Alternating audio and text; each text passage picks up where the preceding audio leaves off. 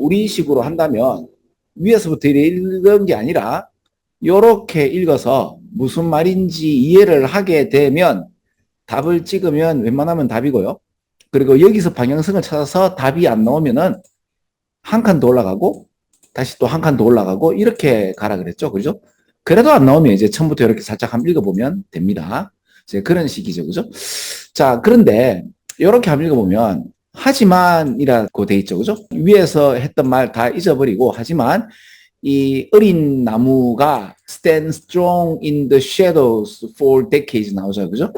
그럼 이게 수십 년간 이 그늘 속에 굳건히 서 있으면 이게 10년, 20년 될 수도 있겠지만은 센츄리, 그 100년, 200년 그늘 속에 있게 되면 천년만년 살 수 있을 가능성이 있네요. 아, 이런 얘기 들어본 적이 없죠? 그래서 내가 개념을 갖고 있지 않으면 이 문장이 해석이 안 될 거예요. 이런 어떤 그늘이 뭘 의미한다? 선라이트가 없단 말이에요. 그래서 엄청나게 이 슈가, 이 당분이, 포도당이 없단 말이야. 그러니까 요 위에 좀 보면 그늘이 없으면 선라이트에 완전히 노출되면 어린 나무는 줄업, expand. 그러면 이거 보통 우리는 광합성이라고 해가지고 좋은 이야기라고 하잖아요. 태양에 노출되면 나무는 자란다. 근데 나무가 어떻게 자라는가 하면 자라가지고 소진되어진다고 하네요. 근데 그 소진되는 그 시간의 단위가 100년, 200년이야. 그러니까 태양에 노출되는 나무는 굉장히 잘 자라죠. 근데 자라는 그 세월이 100년에서 200년 정도 후에는 고갈되어서 이제 지친다고 하네요. 그러면 소진되고 진이 빠져서 죽을 수도 있겠네. 이 개념을 한 번도 들어본 적이 없으면 솔직히 잘 모르지 않겠나. 자, 여기서 내가 하나 더 말씀을 좀 드릴게요. 평소에 선생님이 이제 동종요법이라고 대정요법과 이제 대치되는 지금 우리 현 의학계는 대정요법이 과학이라고 보고 동종요법을 유사과학이라고 하는데 사실은 수능에서는 그렇지 않다고 얘기하죠. 200년 전에 독일에서도 동종요법이냐 대정요법이냐의 갈림길이 있었다. 이런 이야기들이 수능에 나옵니다. 그죠? 동종요법, 우리 동양에서는 이제 황제내경이라고 하는 책이 있습니다. 이게 한의학 하시는 분들이 읽는 책인데, 여기에서 이런 게 있습니다. 뭐가 있는가 하면, 보통 우리가 이제 10달 만에 이제 출산을 하잖아요. 그죠?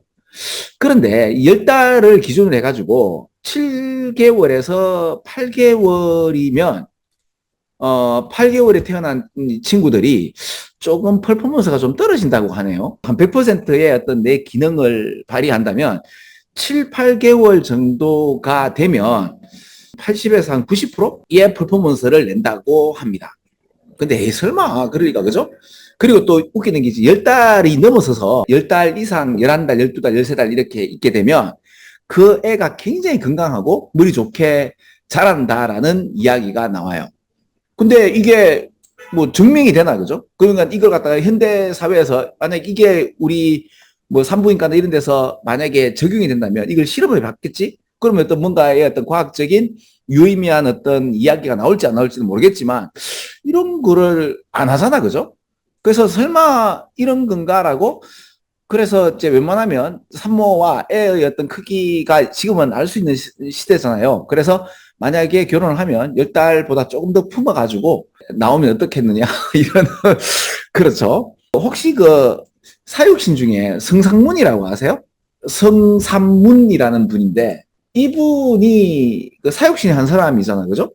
이분이 태어날 때 아버지께서 3번인가 이렇게 막았다고 하시더라고요. 왜냐하면 시주를 잘 받으려고 뭐 영감 이제 출산해도 되겠어? 아가야 힘내라 라고 해야 되는데 조금만 기다려. 그럼 이제 며느리는 죽어나죠.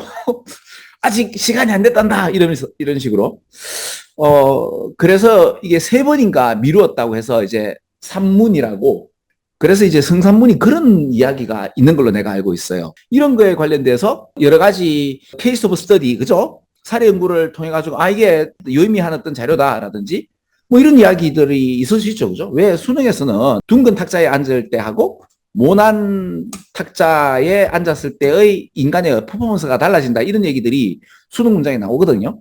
여기에 관련돼서 우리는 이제 미신으로 보통 취급해가지고 넘어가는 것들인데 이런 것들이 수능에서는 나온단 말이에요. 이걸 상관관계라고 하죠. 코제이션, 그죠? 상관관계는 이게 원인은 몰라. 그래서 이걸 갖다가 그 원인과 결과는 없기 때문에 의미값이 아니라고 했지만은 최근에 한 100년, 200년 이렇게 보니까 상관관계가 이게 유의미한 통계값이 나오면 이거는 우리는 몰라서 그렇지 뭔가 있는가벼 이렇게 이야기하고 이제 수능에서 자주 나온단 말이에요.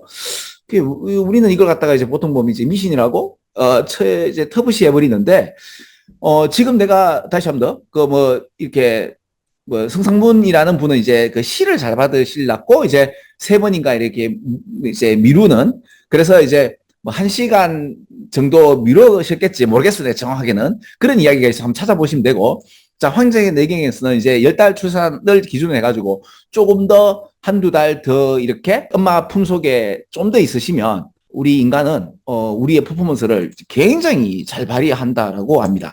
그래서 여기서 좀 더 가면 우리 노자라는 분은 80세까지 되어서 백발로 이제 태어났다는 이런 전설이 있죠.